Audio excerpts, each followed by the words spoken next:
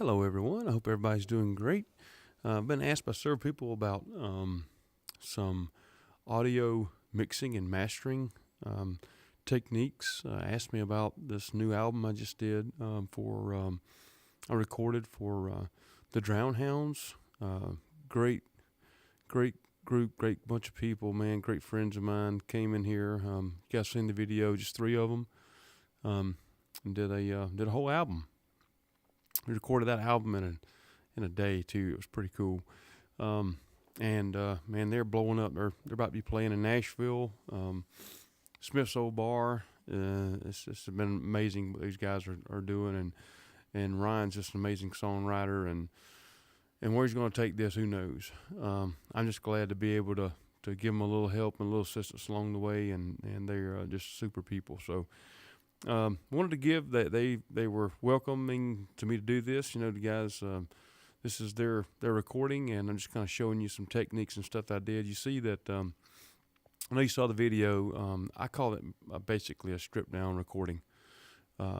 We've got one, two, actually that's a double, but 1, 2, 3, 4, 5 tracks for drums, 1 track for bass, 2 tracks for guitar, and 1 lead vocal track. That's pretty much it. These other 2 tracks are, this is a song called Original Fire by Audio Slave, and here's another song called Santa Monica by Fear of a Dead Man. Those are what I use for some reference tracks to get some basic principles of low end on my track. So, and then this is what I'm talking on right now to do this video, this engineering mic. But this is it.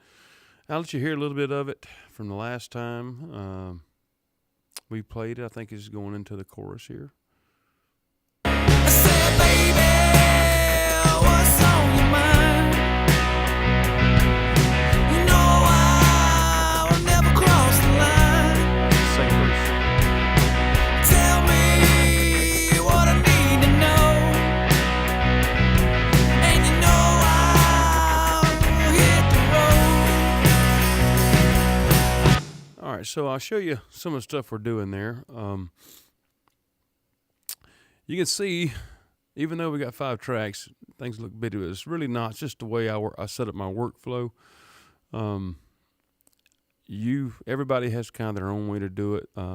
I've seen several people. I've done studying on this myself and seen people, and I've got ideas on how to do that. But what I like to do is I like to bus everything to buses. So you see I've got a series of buses here: drums, bass, guitar, vocals, bus 8 and 2. I think I used those buses when I was tracking. I bus everything there. So I got my drums here set up. I've got 2 bass tracks, 2 guitar tracks, the vocal. There's my 2 reverse tracks. And then I've got some processing I do here with reverb. I can kind of show you that at a later time. And I've got my main effects, which is pretty simple. A snare verb, a special verb I put on the snare drum. I've got a delay I put on the vocal, a plate reverb I put on the vocal, and a hall reverb I put on the vocal. I think I did send...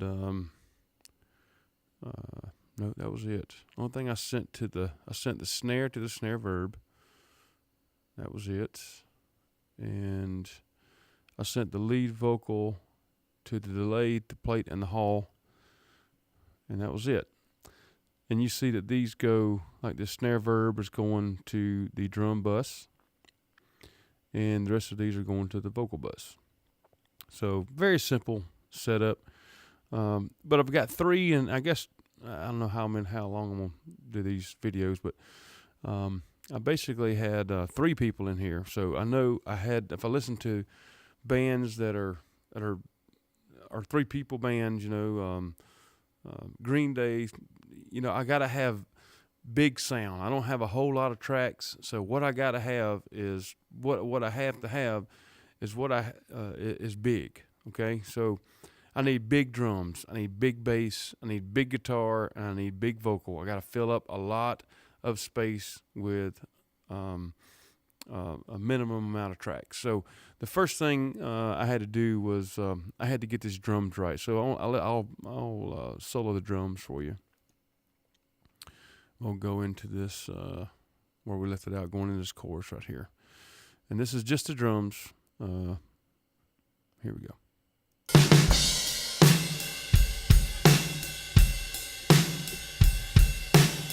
So I had to have big drums. Big kick drum, big snare, of course.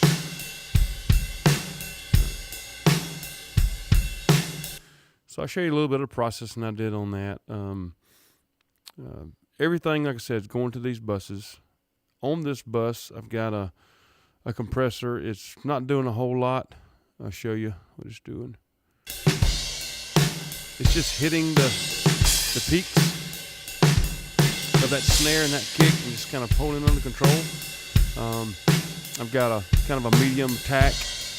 I think it's a 4-to-3 ratio. Not doing very much, just kissing it. In fact, I'll cut it off and you can hear what it's doing. It just loses a little bit of its life. Put it back in. You actually hear, if you listen real close, you can hear Ryan singing a little bit. Was catching him in the overhead, but that doesn't matter because he has amazing vocals coming through that vocal mic, and that's fine. So that's the drums. That's the mix bus, and you'll see I've got. I said I had another track over here. I actually did use. I'm using a trigger. I don't have it very loud. You can see, and I'll solo the kick for you here. I will never cross the line. This is just the main kick drum.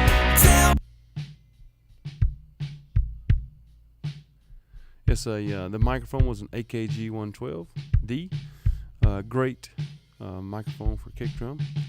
And I do have a sample here. And it's just bringing some high end to it. And on that, I'm using Slate Trigger 2. What it does, it just picks up the audio wave from your kick drum and sends a sample over there. I could do another video on that later. I don't want to get much detail with that, but I'll show you the processing on this kick. I've got the virtual channel going on the Slate. I'm cranking some high end. I'm cranking some high end. I'm cutting some 500. See what that is? I think it's 500, around 500. I listened to it, and whatever it was, I didn't like it. It's around 500. I've with a small Q, I cut it a good bit. I'm boosting pretty good, around 50 or so. No high passes on it. I got the high lift up a little bit, the low lift up a little bit. It just gives it a little, and I'm hitting pretty hard on this compressor. Let you see it again here.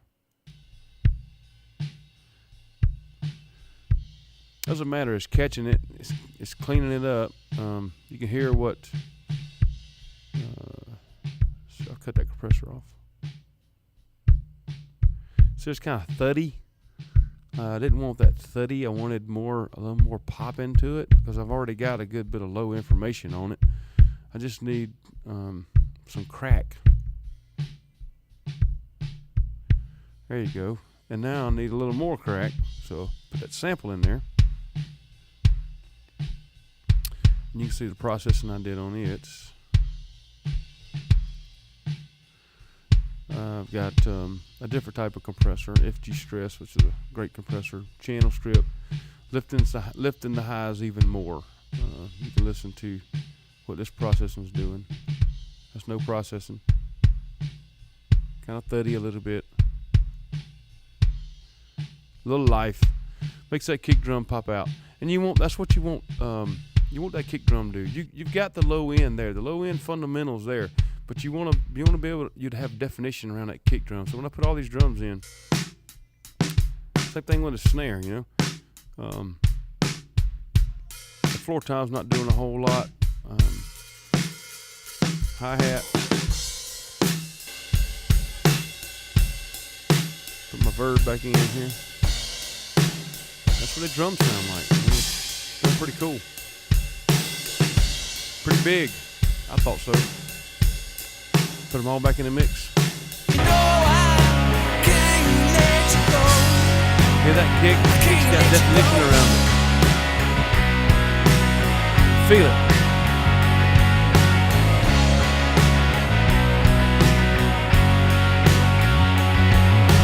You know, it complements everything else. I'll also give you a little bit of, show you what I did here with the master bus. Everything is going through a virtual mix bus. This is a plug-in by Slate. Basically gives you the older console emulation type feel. I've got a EQ not doing very much, lifting around 12K just a little bit, cutting 400 just a little bit, maybe not even a dB.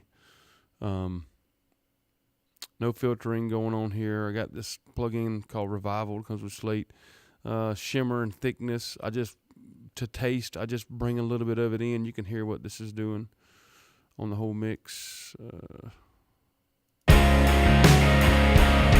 said, baby, what's on your mind? That's about that processing. You know I will never cross the line. This gives a little life. Tell me.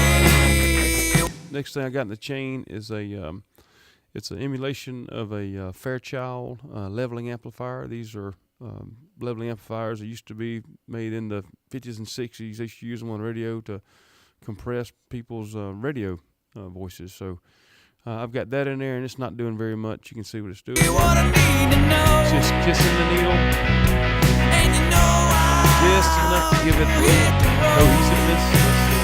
Bypass it. every single time I turn around, there you are, staring me down, and you know I can't let you go. Back in. Every single time you look at me, baby. So that's a very good plug-in for your master bus. Not doing a whole lot. You don't each plug-in or each bit of processing needs to have its own little reason for being there. So you don't do too much with one. It's a process where you're stacking small amounts, and sometimes you don't even hear the differences until you get them all in, and then you bypass it. And I'll show you. Well, in the last plug I got in this chain is a virtual tape machine. So you hear You know what I want, and you know I can't breathe, and you know bypass I that. can't let you go. You don't really hear that too much. But now, all of that works together. I've got that on the 2-track setting, going to a tape. So I bypass all of these inserts. It goes from that, but it sounds good. It's clear. It's clean. It's got good EQ and compression, but it don't sound like this. I said, baby, Got life. where you going tonight? Yep. You know I. And the last plugin I have, I'll show you what it is. It's just a Sonar Works Reference 4. What it does, and I can go into that detail of that later. All it does is I've got a profile that I've measured my basement where my studio is, and it's just giving me a flat response. So when I mix music, I always start with a flat response. All right, so there is some stuff I've done on it. I hope you guys enjoyed that. Like I said, showed you some stuff I did on the mix bus, showed you stuff I did on the drums, and go buy these guys' album. It's on iTunes, Google Play. They will be very grateful for it. They're, like I said, a local band, LaGrange, Georgia. Ryan, guitar player, vocals. His wife, Lindsay, plays drums. And then Justin plays bass. They're a good friend. And just 3 of them, they're awesome. So hope you guys enjoyed it. Let me know. Leave comments or whatever. If you want more of these or a little more in depth, I can do that too. But I appreciate you guys inquiring about it, and be happy to help anybody out there that's wanting to learn how to do audio, because I love it, and I'm sure that if you got involved in it, you'd love it too. Thanks.